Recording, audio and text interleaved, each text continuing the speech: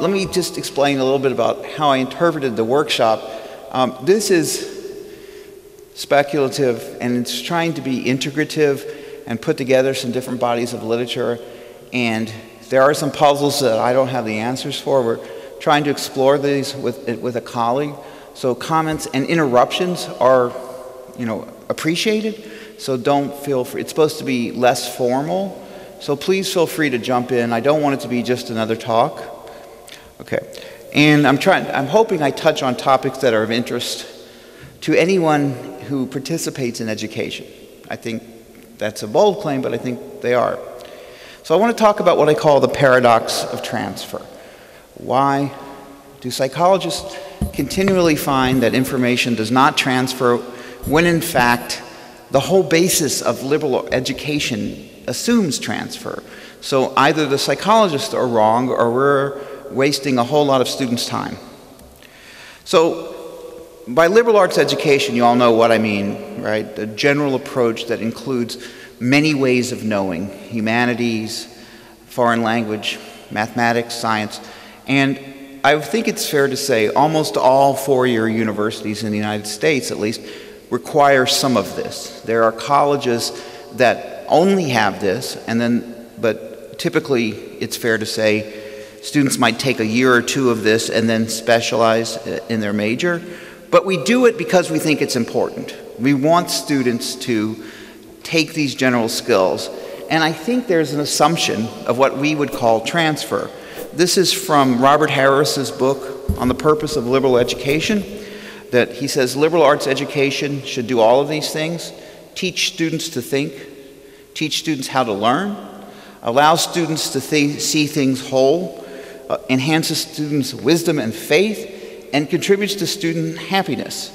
And this is asserted as fact. At least good liberal arts education will do this. But the paradox for me is when we put this up against psychological research on transfer, it might suggest that all these things are impossible, and that's disappointing. So I'm going to explore that paradox and then also bring in some spatial cognition work to suggest how spatial cognition might contribute to transfer. So by transfer, I just mean using information across context. You learn in one context and you use in another. So for example, we've heard two talks today about spatial training. That's in large part a question of transfer. Mike's talk in part argued that there isn't much transfer from spatial training, where you learn how to do something like mental rotation, and then real STEM disciplines such as chemistry. And he gave us some very intriguing answers as to why that might be the case. So the paradox for me is that transfer training consistently fails in psychological experiments. But there is abundant evidence that transfer must exist. So how can we resolve this paradox? And first I'll present the negative and then I'll present the positive. So to me, answering this paradox or addressing this paradox ultimately gets at the strengths and weaknesses of different approaches to cognitive and learning sciences. In Mike's talk, we actually heard two different approaches. One is the standard psychological psychometric, but he was arguing for a more discipline-based, what we call learning sciences approach, where we understand learning best within particular disciplinary contexts. And so as a sort of a meta contribution, you can think about how what I'm going to say relates to the strengths and weaknesses of all the disciplines. So I'll give you some examples of failure, I'll give you some examples of success, I'll speculate on what the difference is, I'll talk about why some of the attempts to improve basic cognitive skills such as working memory have failed and how we might make them better, and spatial cognition as an alternate to training. Okay, these are some famous cases in the history of psychology, starting with Edward Thorndike. This is 1917, 18, something like that. He was the first educational psychologist. He rejected what he called the theory of formal discipline, which is the idea that the mind is like a muscle, and you build up the mind through study of things like classics and Latin and all these things, and you have a stronger mind, and then you're able to apply it to whatever context you might want. And I think this is an assumption of traditional liberal arts education. But Thorndike rejected this wholeheartedly, and he had data to support this conclusion. Am I experiencing Mike's problem? Resume slideshow. Okay, I don't know how did I exit it? It's weird. What did you do to resolve this? Oh, there it goes.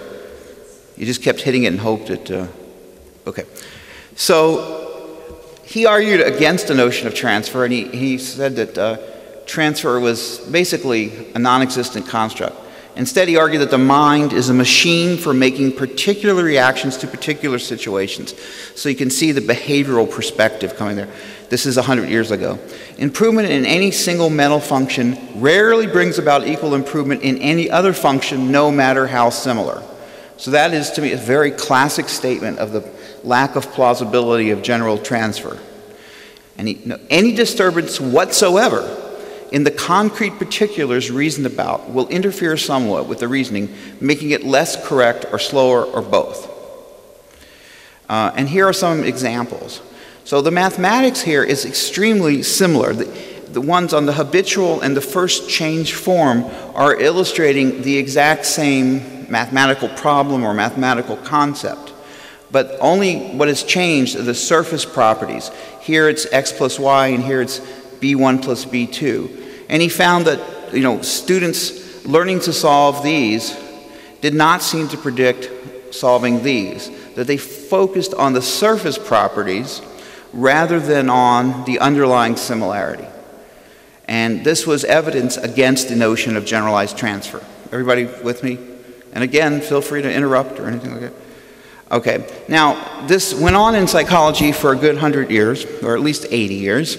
This is a much more recent set of studies that I think sort of says the same thing in a much more sophisticated way. This is studies by Jick and Holyoke, where they looked at lack of transfer in a variety of situations, where they took problems that had structurally similar solutions, and saw if learning to solve one helped on the other. And as you can predict, the answer is no in this case. So one problem is framed as a general is trying to attack a fort. There are a limited number of approaches or bridges. If he sends all his troops down one, the bridge will collapse. What should he do? This is a radiation oncology problem. If you try to destroy the tumor, but if you put a whole lot of force, radiation, all in one spot, it will destroy the healthy tissue as well. So the solution is to aim weaker beams so that they coalesce at the precise location, and then at that one precise location, the power is amplified enough to kill the tumor without having enough strength to kill the healthy tissue or to permanently damage it. And you can see that these two problems have the same structural solution. It's about distribution. We take our force, be it military force or radiation force, and we distribute it along different pathways, and that will allow us to coalesce our forces at a central location. So Jick and Holyoke would try to help people solve these kinds of problems. They'd work it out, then they'd present them another problem that's structurally similar, and there would be oftentimes no transfer. And again, I think it's for the same reasons that Thorndike said. The structural properties are similar, but the surface properties are very different. So to this person, this is a question about military force. And what in the world does that have to do with radiation oncology? They're different fields. By analogy, all my students have taken at least calculus, but in one class of intro psych, one day, I use some algebra, and they freak out. Like, why is there math in a psychology course? Even though they do know the formal mathematics, the notion of applying it and seeing that the beauty of mathematics is its application to a great many fields seems to bother them. And I think there's something very profound about this. Now, as the tiniest beginning of hope here, Jick and Holyoke did find that if you remind students, if you say a simple hint like, the problem you just solved could help you solve this problem, made substantial difference in performance. Okay. It leaves slideshow. It's like if you don't talk fast enough,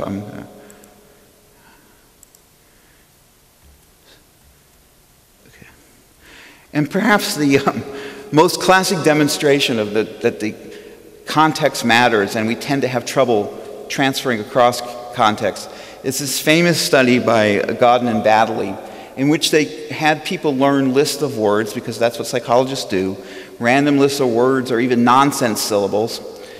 But the trick here is that they were divers, and they could learn the words underwater through waterproof flashcards or on land, and then they had the context of recall either match the context of learning or mismatch.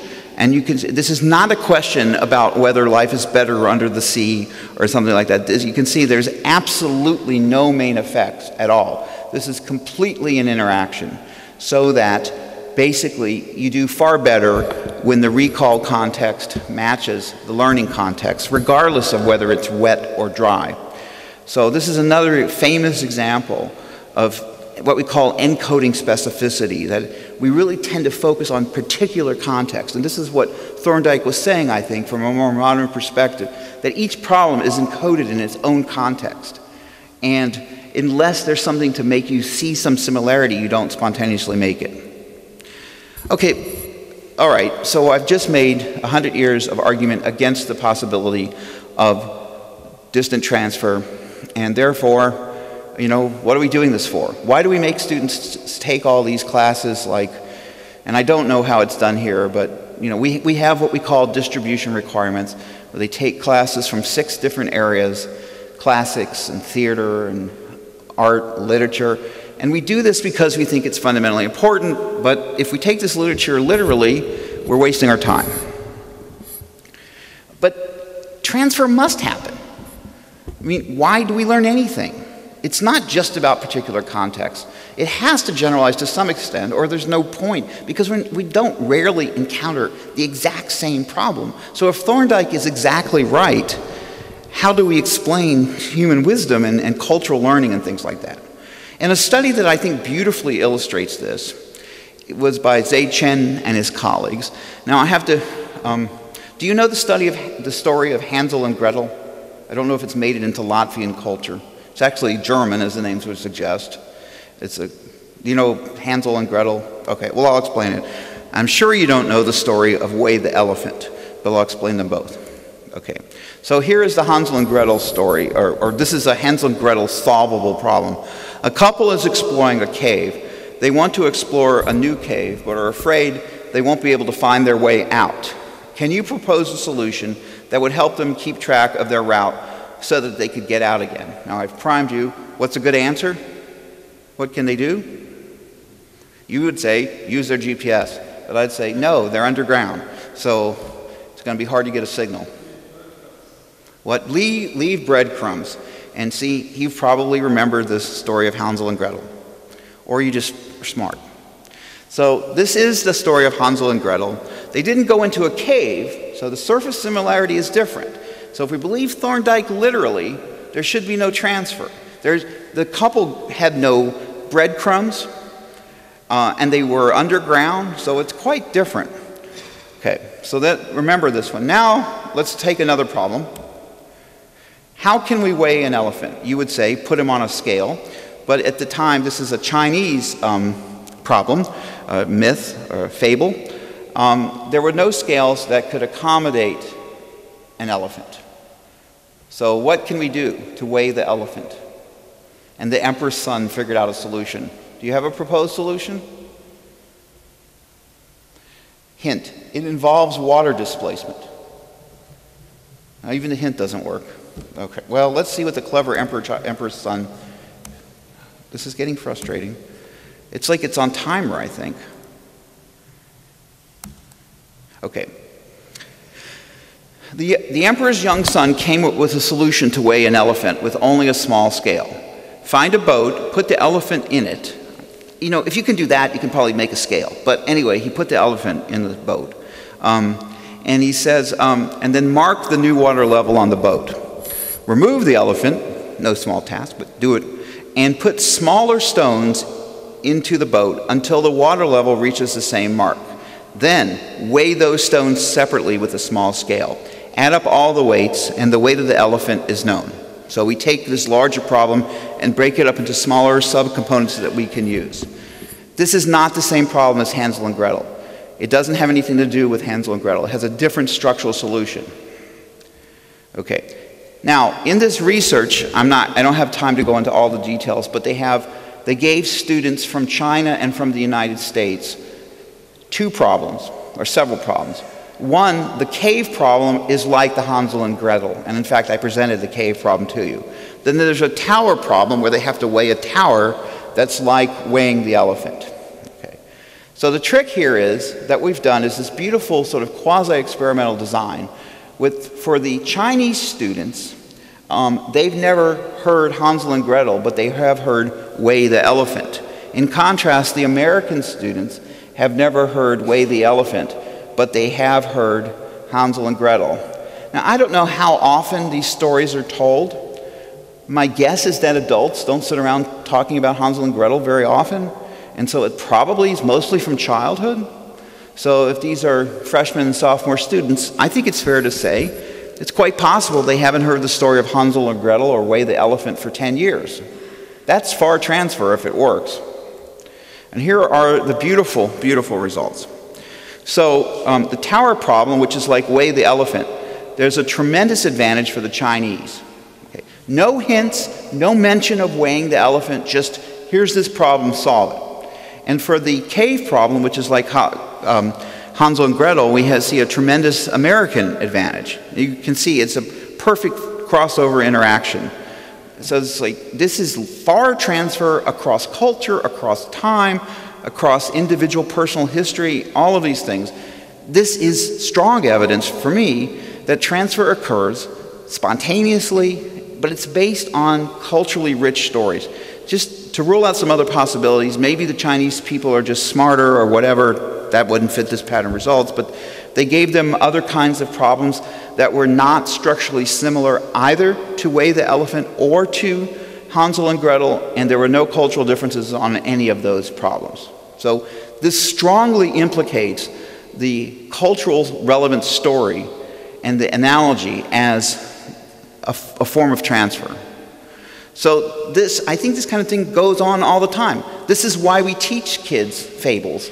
We want them to remember these kind of moral lessons or just practical solutions in different contexts. This is what cultural learning is about.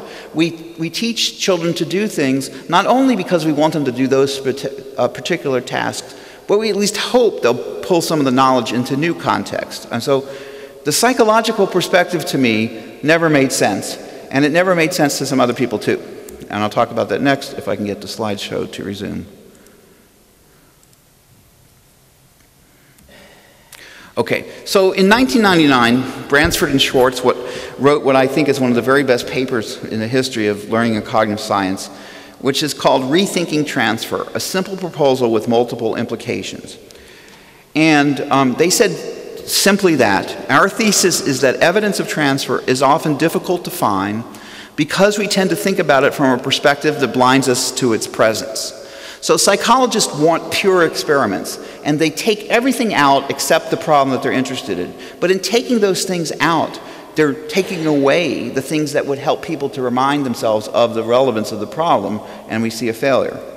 So Bransford and Schwartz critiqued what they called traditional psychological work on transfer. They said that most of these things are sequestered. You bring the person in, they're usually an introductory psychology student, they come into a laboratory, you give them a problem, you give them a second problem, they fail it, and you say, look, there's no such thing as transfer. The assumption of direct application is that basically most of these psychology experiments last for an hour or less. We're limited, the longest we can have is 2 hours, but most are 30 to 60 minutes. And within that period of time, the student has to show transfer, and often they don't. But that doesn't capture, like the 10 years of Hansel and Gretel. So they said that together, these assumptions are the perfect storm for not finding transfer. It's like the fish is the last to see the water. It transfers all around, and psychologists are saying it doesn't exist. So, because real learning is rarely sequestered. People are social and relational, and we talk to each other, maybe a student talking to a teacher, but sequestered problem solving in the real world is the exception, not the rule. So that's one of the reasons we don't find it, but there's some more interesting and fundamental cognitive reasons as well. So yes, the mind is limited in what it can transfer when the mind is isolated, which it nominally isn't, and when we focus on surface features of problems. Because in the span of an hour, you know, you're being told a problem about a general, you're being told about a problem about a oncology, radiation oncology, and that's going to overwhelm you, and it's only with time would you see transfer. So they argued instead that transfer can be thought of as preparation for future learning, that transfer may not be direct, but you will see when a person has to learn something new, you will see evidence of transfer from the previous things. For example, if you have learned to play the saxophone, it's easier to learn to play the clarinet. If you have studied French, you may find it somewhat easier to learn Italian. Those languages have a lot of similarities. It doesn't mean you can instantly speak the language, and yes, there will be some negative transfer as well, where language gets in the way, but overall, the similarity of the words, the similarity of the grammatical structure, the fact that they have this common historical origin helps, but it's only clear when we ask you to learn something new. So transfer exists, but it's been defined and measured in the wrong way. So, and one of the things I love so much about this paper is that they go on and explore all kinds of other things that go way beyond traditional psychology experiments, such as foreign language, which I already mentioned. So you become more aware of your own language by studying and learning another language, and the reflection goes both ways. And there's been even arguments, this is much more controversial, that some sort of music training can relate to mathematics and other skills. Okay, so now we're going to start to look more at situations where transfer does help. And the fund does help, so there's more hope. Cognitive science research has provided a deep understanding of analogy and analogical transfer. Humans are relational creatures. We care more than any other species about relations, and I'll give you several examples. And transfer is successful when the training focuses on relations. That's my central hypothesis, and then the sort of follow-up to that is that spatial thinking is often relational, and so that training and transfer is most likely to be found when we help people to learn in a relational manner. They failed the Jick and Holyoke because they didn't think about relations. They thought only about the surface similarities. This comes, Jurgis has mentioned, she was here with me 3 years ago. Dedry Gentner has this whole theory of how we think relationally. So let's talk about some simple analogies. The atom is like the solar system. This is a very famous analogy in the history of science. So it took us several hundred years to discover the heliocentric model of the world. I think I've lost my... Okay, sorry about this. I can't figure out what's causing it to keep leaving the slideshow. I haven't done anything.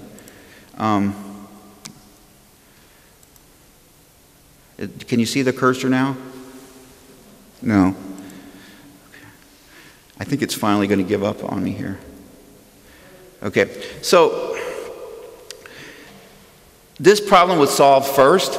It was a hard one. It took, a few thousand years, but eventually people came up with this heliocentric model of the solar system. Once that was discovered, it became a basis for an analogy that Maxwell made, I think, to the structure of the atom. It's far from a perfect analogy. Like, if we map this on directly, it would suggest that the molecules should be, thousands of miles apart or something like that.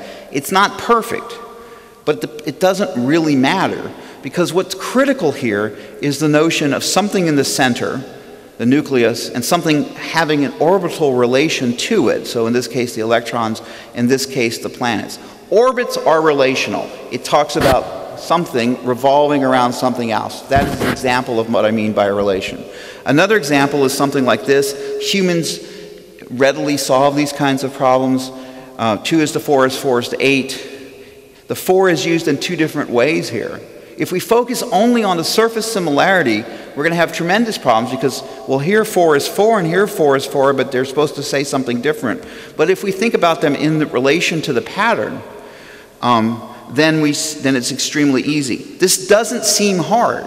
The reason this doesn't seem hard is because we are relational thinkers, and the problem is constructed in a way that the relational information is relatively brought to the center. You can see it, you can think about it. So here's another example. Which of the following, A, B, C, is like the one on the top? Oh, sorry.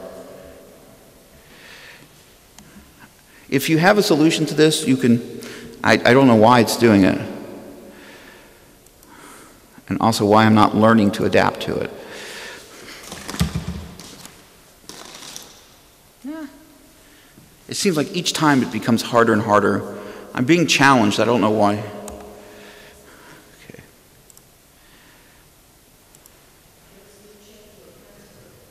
Yeah, well, I don't know what the base is. I think it's going to make me suffer more and more each time. Okay, so this is relatively easy, I think, to solve, particularly since I've indicated the answer. So we have, in the middle is a larger thing surrounded by two smaller things.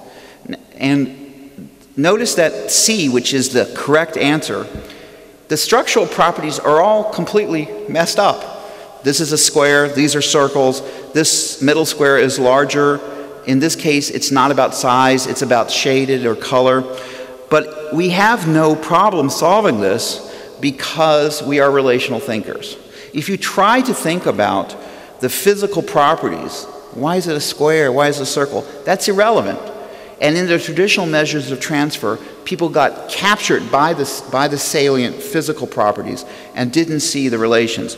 Likewise, oh good, that worked. If I tell you, okay, I say the atom is like the solar system, and you say I don't understand, and I say the sun is yellow, which is also not true, but if I said that, it doesn't help because that's an object property. But if I talk about orbits, that helps. So when we emphasize relational properties, we do well. Okay, this is also something that there's been a just unbelievable number of studies with every available animal you can think of, ranging from crows to chimpanzees. And this kind of task is very, very difficult for animals. So even though there's been tremendous insight into bird intelligence and ape intelligence, they struggle on this, whereas a 5-year-old readily solves this kind of problem. So at least humans have one thing still that we can do. And the reason is because we're relational thinkers. The apes are trying to think about what does circle have to do with triangle or whatever. They're focusing on the physical properties which are masking the relational structure. And the child immediately sees the relational structure. So, as I've sort of implied, analogy can be thought of at two levels, objects and relation. The objects are the stuff. So it's about squares and circles, or stars and planets, or nuclei and electrons, or whatever it might be. It's about soldiers on a bridge or radiation beams. That's what it's about. But the relations are the things that they share that bring those objects together. So in this case, it's orbits. In this case, it's some rule like middle is different from two ends. That is inherently relational. Middle is, there's no absolute definition of middle. It's always defined by two other things. So that's inherently relational. So analogies work best when we focus on relations. That's what makes them good. And objects are necessary, but sometimes get in the way. So Gentner has a whole theory about how we do this, and she says we start with the base analogy and we try to align it, and then we make what are called candidate inferences. And one of the interesting things that comes out of this is to really highlight the importance of objects. Here, the objects are playing completely different roles.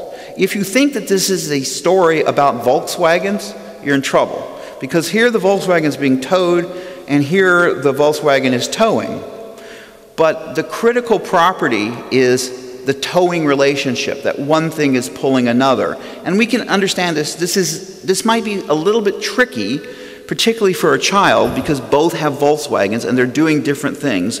Nevertheless, most of you immediately saw it. You also see the differences right away. These are called alignable differences, that there is a similarity of pulling, but in one, it's the Volkswagen being pulled, and the other, it's the Volkswagen doing the pull. They're alignable in the sense that the differences emerge out of the relational structure. Let me give you another example. What's the difference between a hotel and a motel? Now, this may be harder for Latvians than for Americans. Motel is short for motor hotel. Mike, will you please help me? What? Okay, you park the car next to the door. So both are places where you stay overnight. In a motel, motor hotel, it represents the great love of cars and distance travel in the United States, and so we came up with a motor hotel. Most Americans find this task a little fun, a little weird, but they have no trouble. Like she immediately came up with, and I know she's not American, but she's lived in the United States long enough to have been corrupted by our... this is not hard. This is a little bit kind of fun, you know? Now, this one strikes you as really weird, right? What's the difference between a hotel and a fork? Well, they're just in two different parts of the world. They're not alignable. This should be easier because there's 1,000 differences between a hotel and a fork, and just a few between a hotel and a motel, and yet this seems to be much easier than this. And the reason I have this example is to illustrate the relational nature of human thinking, that we like to think about relations and then let fall out from that what's different. We first try to find the similarities. That's the characteristic of human thought. And we use this a lot in teaching. Here's another really good example of transfer occurring in the study of anatomy. Good teaching will make it possible for people to see similarities despite differences. So a whale flipper and a human arm on the outside look very, very different. But if you understand both the similarities and differences in skeletons, then you can see that there is a common evolutionary origin. They have same or similar number of bones. And so you can see that there's this common analogy. And you think about the relations, how is the bone supporting the weight of the arm and things like that. So this is a good example of both relational thinking, and then the differences fall out after that. Now here's one more humorous, I hope, example that illustrates the point. These are really bad analogies. The reason they're bad is that they highlight the object properties. In each case, they try to establish a relational structure, but then highlight object structure. Okay, do you want me to read them? I need some entertainment. When she tried to sing, it sounded like a walrus giving birth to farm equipment. Okay. Her eyes twinkled like the mustache of a man with a cold. Okay. Now, it's an analogy, but it's making us focus on the object properties, and it feels wrong because analogies are supposed to highlight relation, not mustaches and things like that. She was a magnet, attractive from the back, repulsive from the front. The ballerina rose gracefully on point and extended one slender leg behind her like a dog at a fire hydrant. She grew on him like he was a colony of E. coli and he was room temperature Canadian beef. Now that one actually is kind of compelling, I find. But you see the point here. The reason these rub us the wrong way is because we want analogies to be this beautiful relational thing. We're trying to make a relational point. And when you start highlighting the individual things in this mismatched way, it takes away the beauty of the relationship. It makes me focus again on mustaches and dogs at fire hydrants, etc. Okay, now I'm starting to make the transition into the final section of this workshop, which is about spatial thinking and relational thinking. One of the reasons spatial thinking may transfer, if it does, and there's a fair argument about that, is because spatial thinking, good spatial thinking, is inherently relational. The reason I put this up here is that it's similar but much harder than some of the problems. This is an intelligence test called Raven's Progressive Matrices. This is one of about 50 examples. We have to figure out which one of these it is. I don't know what the answer is. I had it figured out on the airplane. Mike, I do believe the mathematicians are smart.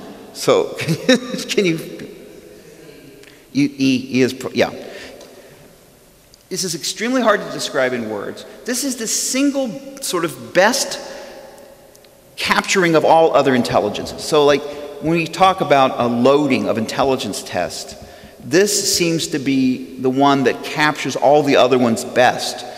And Dedry, my colleague, thinks it's because it is the purest measure of relational thinking. You are not describing it in words. You're thinking in terms of images and aligning them and trying to come up with differences. And in fact, Ken Forbes, Dedry, and a graduate student, who's Andrew Liggett, I believe, just published an article in Psych Review in which they model the problem-solving using computer AI simulation as if it were analogy, and you can do about as well as people do. So this is getting to the core of human thinking, which is relational thinking. Okay, so humans are inherently relational thinkers. Transfer depends on perceiving and thinking about relations. And what I'm trying to argue here is that that tendency may be trainable, and that we're doing that with young children all the time. Here's one good example.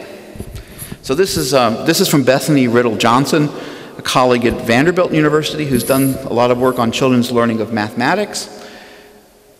This begins with a quote from a kindergarten teacher that any good kindergarten teacher knows how important patterning is. So in kindergarten, kids play these games all the time. What comes next? Some of them are very simple. Some of them get a little bit harder, where they have to figure out what's missing. And kindergarten teachers tend to think of these as very, very important. Importantly, it's not about ducks or stars or turtles or butterflies or apples.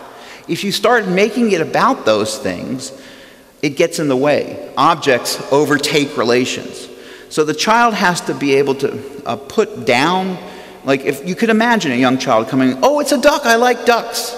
Well, that's good, but what's next to the duck? A star. And what's next to here? And you see there are two here and one there, so you start thinking about the pattern.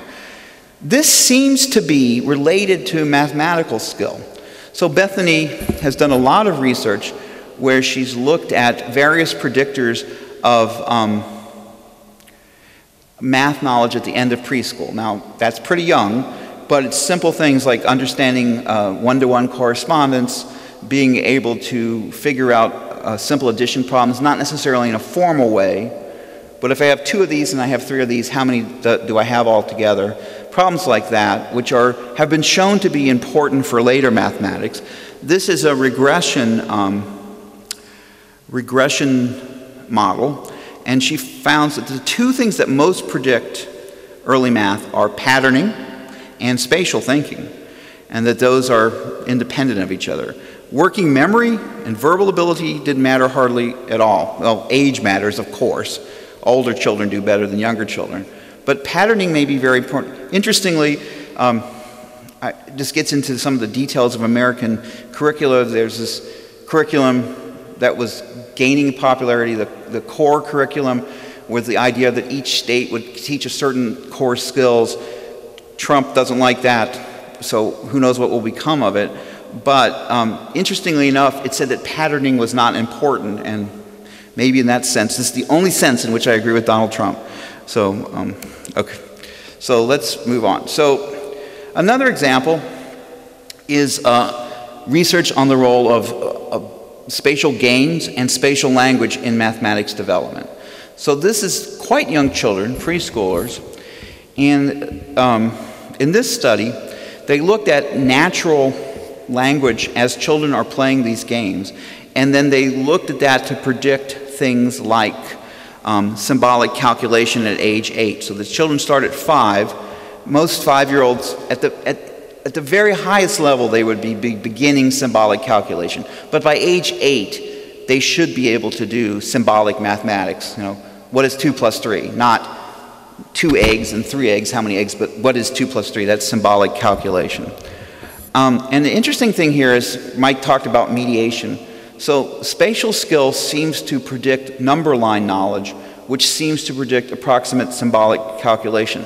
So a fundamental task that a child faces in early mathematics is to figure out basically that there is a correspondence between each one of these number words and a certain particular quantity in the world, independent of what those things are. So threeness exists regardless of whether we're talking about eggs or pencils or whatever it might be. And importantly, children learn to count at a very young age, but that doesn't necessarily mean they have this understanding of the relationship between particular number words and particular quantities in the world. Initial counting seems to be just memorized. 1, 2, 3, 4, 5. They can do this far before they can understand it. The number line, which is a one-dimensional visual representation, may play a critical role in acquiring this thing, because now we see the numbers increasing by the same amount each time. And you get this sort of add one idea. And so the number line knowledge is predicted by spatial skill particularly. So this is an example of why even at a young age we might find a relation between spatial skill and a real math skill seeming to go through the number line. It's not at all different from what Mike was talking about, that spatial skill helps us understand some of the tools, which then in turn helps achievement. This is quite similar at a much younger age. So what I'm trying to say is things transfer when they're relational, when we highlight relational properties. And the number line is a very good example of that. We're now looking at much higher relational things. Now, Go, how many people know what this game is? Okay, so it's very popular in computer science. Literally just a few weeks ago, Google came up with a computer that can beat any grandmaster. So chess, the computer started winning, and I say win. The computer could beat me in the early 60s, but it couldn't beat the grandmasters until about 1995. Go, it took until about 2 years ago, and then it could only one particular grandmaster. And very recently, they've come up with a program that they claim can beat any grandmaster. It's extraordinarily simple, but it's extraordinarily complex because it multiplies as you add more pieces in a geometric proportion.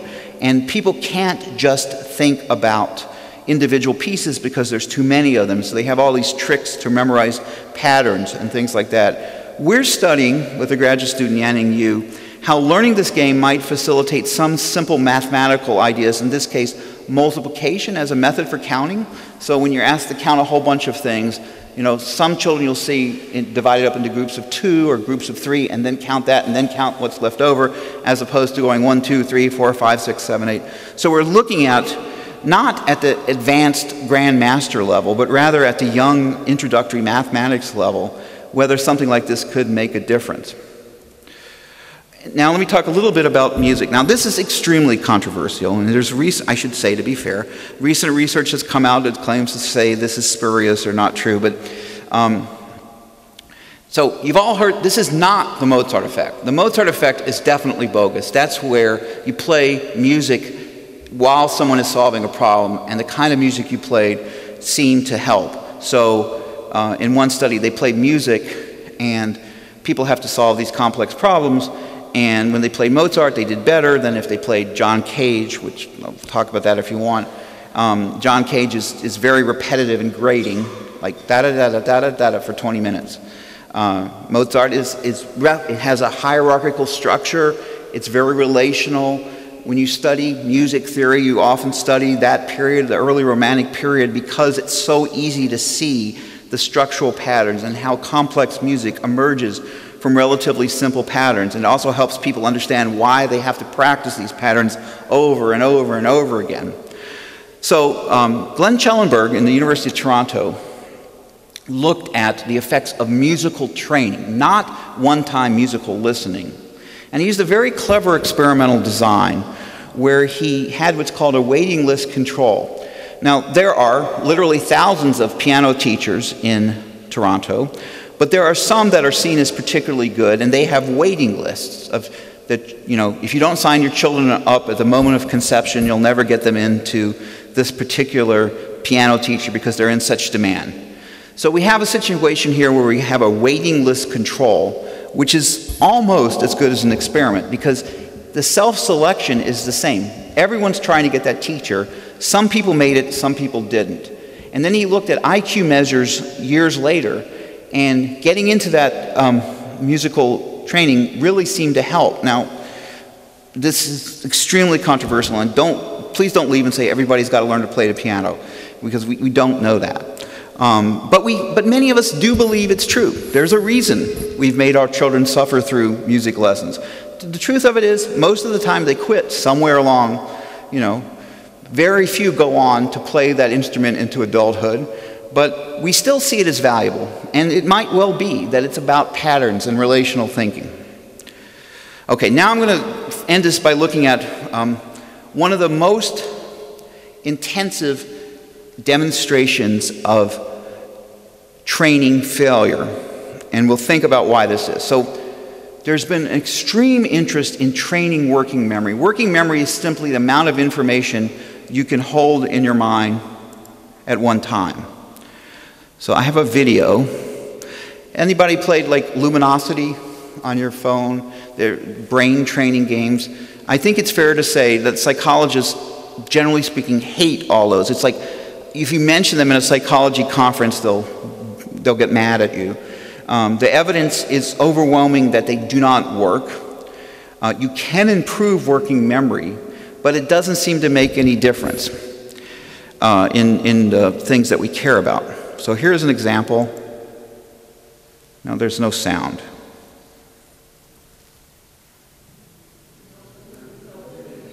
What? But you can read it, right?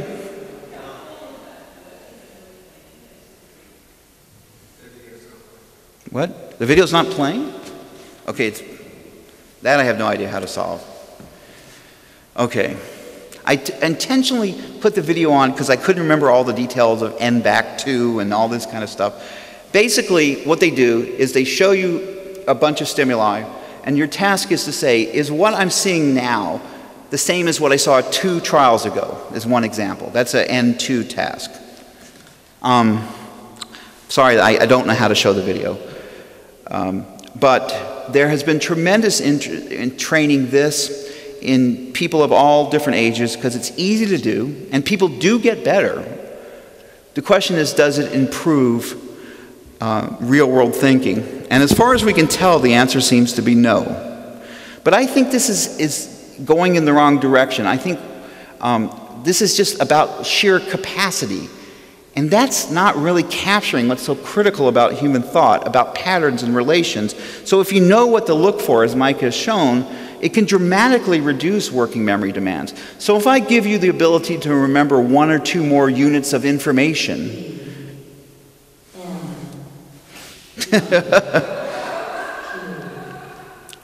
so you listen to that and you have to say, was S 2 times ago or not? Okay, so relations and patterns matter. The sheer amount of information is sort of at best a proxy for that and doesn't work really well. So the way I look at it is, I'm so close to the end here. Okay. Okay. Working memory trainer, you start with a hammer and you end up with a bigger hammer. Now, if what you have is a very heavy nail, that's going to help. But not every problem is a nail. We can treat every problem as if it were a nail, but that's not really going to... In contrast, spatial thinking is like this. It gives you another tool, another way to represent the problem. And so I think that approach is better than just getting you a bigger hammer. You get more tools. And those tools, relational thinking is perhaps the most important tool of all. So analogy and relations are possible. Transfer happens all over the world. But if we help people think about the problem in the way that's unique and important for human thought. Okay, thanks to everybody. Sorry about the problems with the slideshow. There was some interactivity, but it mostly focused on problems with the video, so I thank the computer for that. Okay, so any questions? So does liberal arts education have a point? I was just on a committee. It took 2 years to come up with the final report on the revision of Northwestern's undergraduate arts and sciences curriculum and the distribution requirements. And I went in there thinking one of 2 things. Either we should get rid of it altogether, or we should use something like the University of Chicago, where they have what's called a core curriculum, where everybody studies the same thing together. Not because I thought that was better for transfer, but because where the transfer would come was because these smart students would talk to each other about what they were learning, and people would have different perspectives, and that would help. It's extremely hard to make such changes. I believe much more in the liberal arts education can work if there's chances to talk about what's occurring across classes. So this is why I don't think online classes are going to be as good as sitting in a classroom and then going to your dorm room and talking about it. Those situations are really important. Just taking the information in class, you're likely to encode it as just about that information. But we need to help students think across classes, and then we can realize the goals of liberal arts education. Okay, now I'm really done. Yes?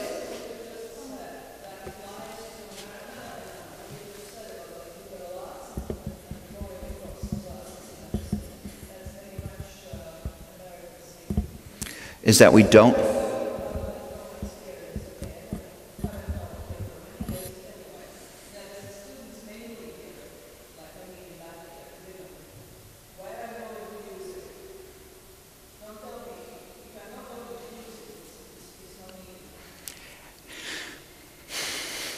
Yeah. We call them MBA students. Business students are often like that. No insult, but you know, they're in business school for a reason. And we get that question a lot. Why do I need to learn mathematics? What is the value of learning calculus? Why do I need to know the shape of function? Yes.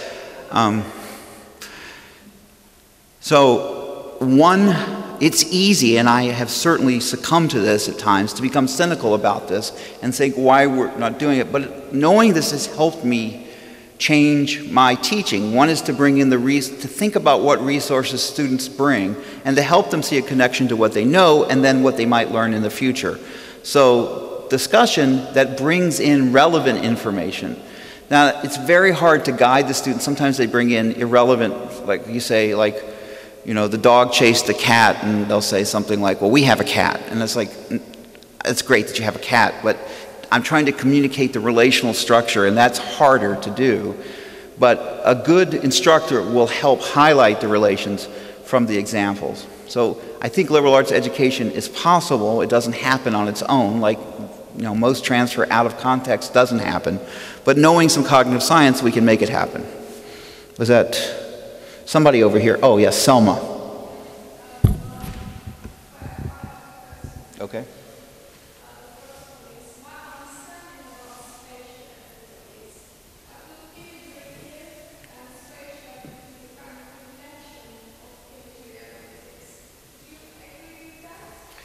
Oh, this is a great, what's the relationship between imagery and I certainly have conflated them. There is a definition that would agree with that, but there's also perspectives that might say part of spatial ability is the ability to hold the image. So I know both sides of that argument. Yeah. That's not much of an answer, but.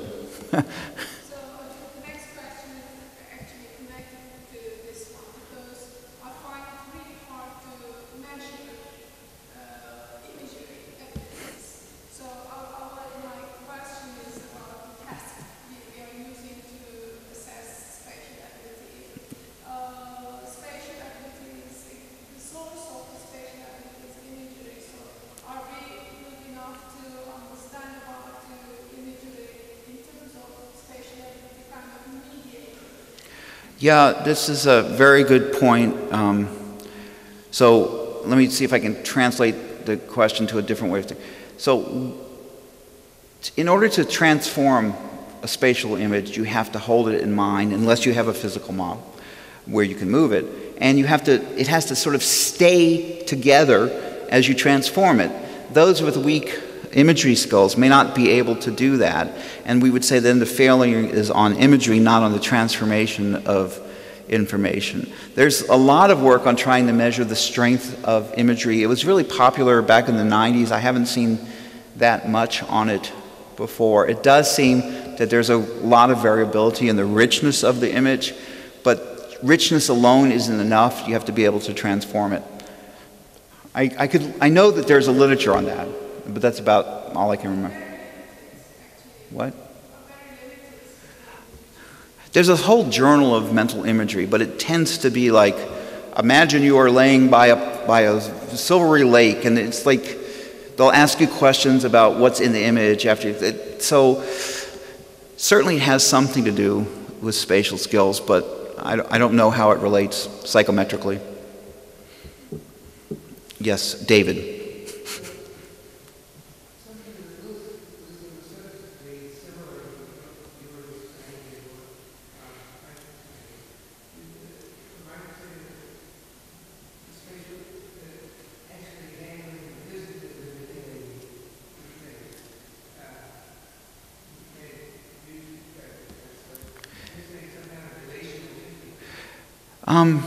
They're not necessarily different. I think, if I may put words in Mike's mouth, the reason, it's not just the fact that you're handling it, it's that it's giving you access to the relational structure.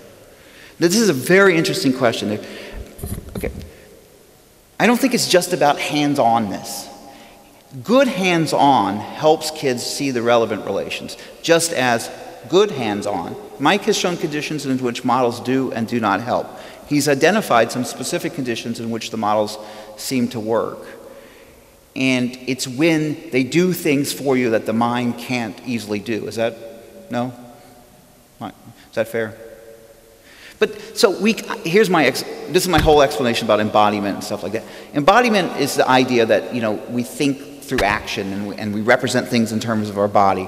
And some of that is absolutely true. But when it comes to education, I think what it's done is embodiment is often conflated with, for example, giving people models. And very rarely do we do the kinds of work that Mike has done, particularly with young children. There's a tremendous focus on hands-on. Everything has to be hands-on. That's the way kids learn. I think hands-on can be good if it's giving them access to relevant information.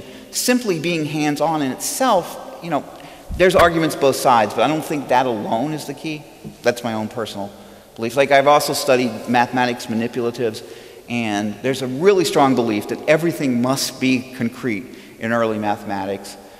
But I tend to think symbolic and concreteness, go hand in hand. And yes, young children lack symbolic understanding, so you might have to do some concrete things. But very quickly, they start seeing the world through the tool of mathematics as well. So the idea that every single problem has to be grounded in some sort of physical reality, I think, is going too strong. Yeah.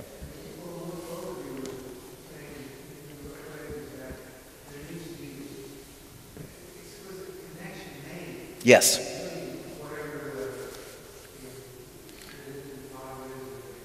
Absolutely. So I know some. Absolutely, and I think that's what the good instructor. One of the things Mike didn't talk about as much is the role of the instructor when they're using the models. Is that? And I think a good instructor would help them to see. So I know some people would say, here's a bunch of models, play with them, okay? You've got to learn to feel it, I actually think that's probably not helpful at all and may well be harmful. If the student is beginning to get some insight into spatial structure and its relevance to understanding molecular properties and chemical reactions and things like that, then the model can really help them gain access to information that has been very difficult to give otherwise. And I think that's good. This is extremely controversial. I'm going against all early childhood education. My daughters were not in Montessori school, were not allowed to use computers until they came home at night when they would get on the computer. The Montessori teacher would tell me in the conference how bad I was, but I didn't think it harmed them, and I think in some ways it may have helped them. So each tool has a set of unique, what we call affordances. It allows us to see, to think about, to feel, whatever it may be, different kinds of information.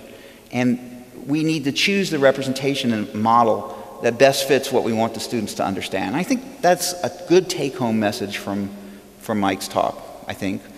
And he's helping us to do that. And that's, like I said, to my knowledge, no one has done for early child mathematics learning what Mike has done for chemistry.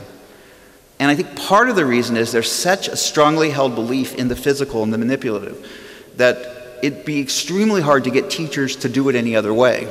he had some problems with that in his own research, but was able to sometimes get around that. So we need more studies like Mike with young children. Maybe we should do that. So, you're doing it? Okay, well, we should all do it. Probably now, though, you want to get to reception since I'm 7 minutes overdue. I think I'm late. I think we should just say, what time do I end? I don't know. 4:30? Oh.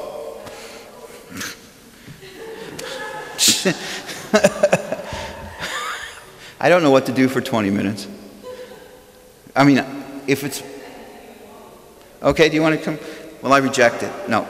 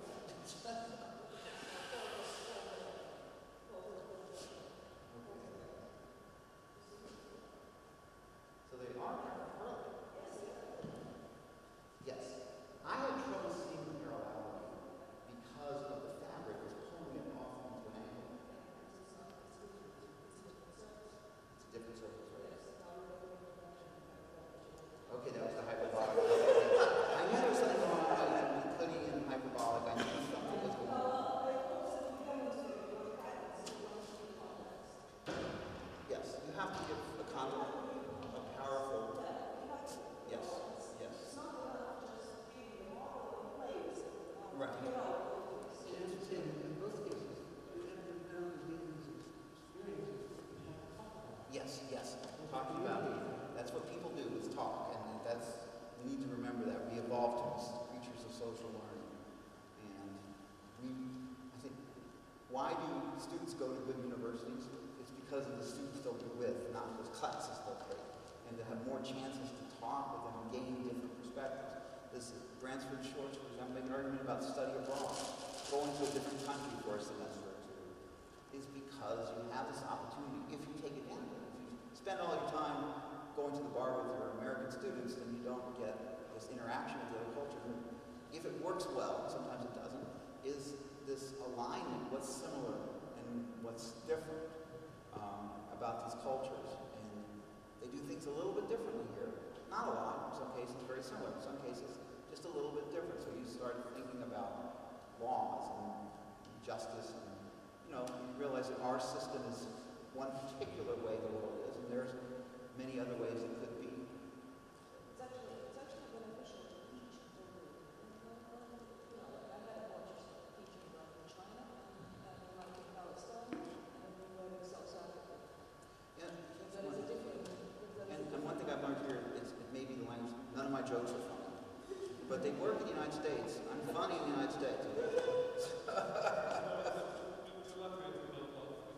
Really? Is it the cultural thing? Are you laughing inside? Yeah. Okay. Thank you. As long as you're laughing with me, not at me. Okay, so they go. She's been in the United States enough. That would be a very interesting discussion as to whether that was effective. In the context of learning geometry, if I had some information, I think I could do it, but it was overwhelming to me because the fabric was full.